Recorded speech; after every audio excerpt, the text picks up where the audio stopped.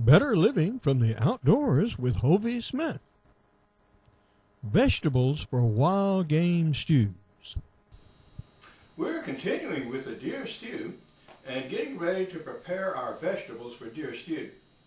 Now, the amount and quantity of vegetables used in a stew like this is not too critical, with some exceptions. Now, potatoes, the number of potatoes would obviously depend on the size of the potatoes. Now, these are relatively small, so I'm going to use 5 of these small potatoes. Similarly, onions come in various sizes. I happen to have one that was about 2/3 left, so I'll use this one. I also like a little fresh tomato, so I put in this 1 Roma tomato. Could use 2, be fine, no trouble at all. I was able to buy some stewed tomatoes at a reasonably good price, so I'll use these, and these already have some ingredients in them. They already have some bell pepper, and they have some onion. Impossible to put too many onions in a stew, I don't believe. Never been able to do that. Carrots, though, you have to be cautious.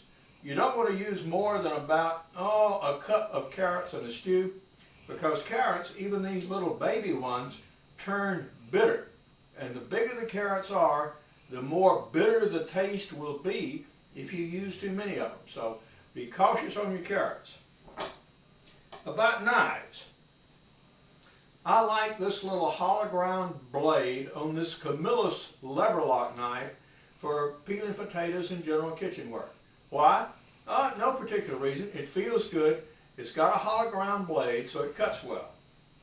Typically, you would use a small paring knife of about the same length. Now, this is a typical chef's knife. It has a little curve here in the blade, so it allows you to rock back and forth, as you'll see. And this is a general utility knife of a traditional Japanese shape, which also works well. So these are what you need, and these are what will work. I'm also going to be cooking in a pressure cooker. Now, this is the bottom part of the cooker, thick aluminum. This thing is older than most of you, I think. And, well, I bought it used, and it's done well for me for some time. So we continue to use it. So now we'll get started. With the bell peppers, I put the seed in here, like that. Why? They don't taste like anything in particular, but I like the texture. Okay, half a bell pepper.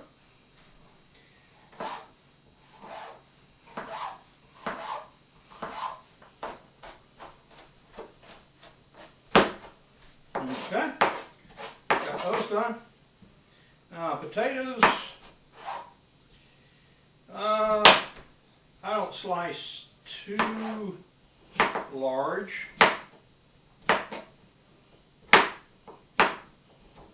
Okay. And even though these carrots are small, I usually dice these up a little bit, also in about 1/2-inch pieces. Again, no particular reason. We're accumulating a pile of stuff over here. Good Roma tomato. Light Romas.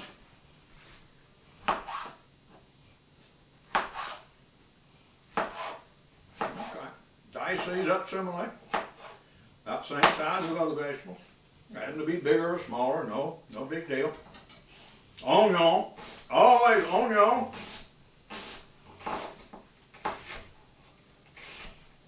Okay.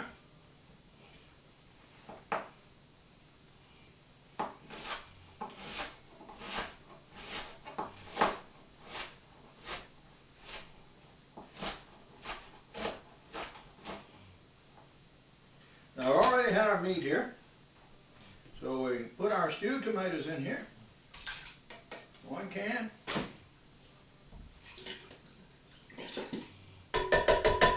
2 cans. Do our veggies.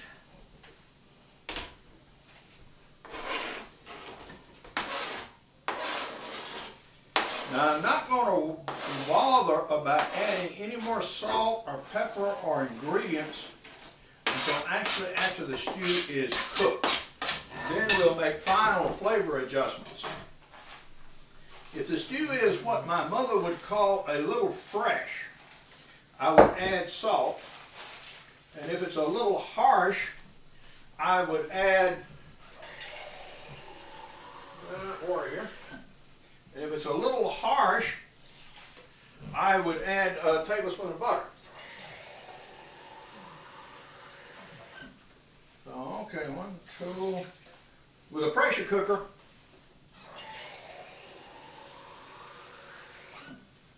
you want to have your level of water just even with the ingredients before you start.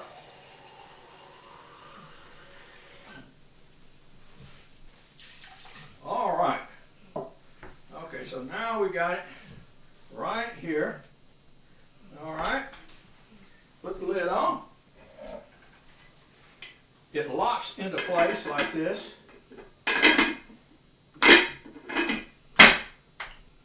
All right. Then, a little pressure cap here goes on the top. Then this goes on the stove. And this rocks back and forth. When it starts, you start timing for about 20 minutes. When it starts rocking back and forth and hissing, then you turn the heat down, and it'll still continue to rock and hiss, and that's when you start timing for 20 minutes from there. After it cooks, you turn it off, then you let it cool till the pressure releases. If you have to cool it in a hurry, you can put it in the sink in cold water to cool it down, but you want to make sure that this pressure valve drops all the way down before you take that lid off, or this either. And you certainly don't want to do this business or you're going to get scalded, guaranteed. So just respect your pressure cooker and it'll do very good work for you. But now, this is Hovey Smith reminding you to hunt what you eat what you hunt, be legal, be ethical, be safe, and see you next time with better living from the outdoors.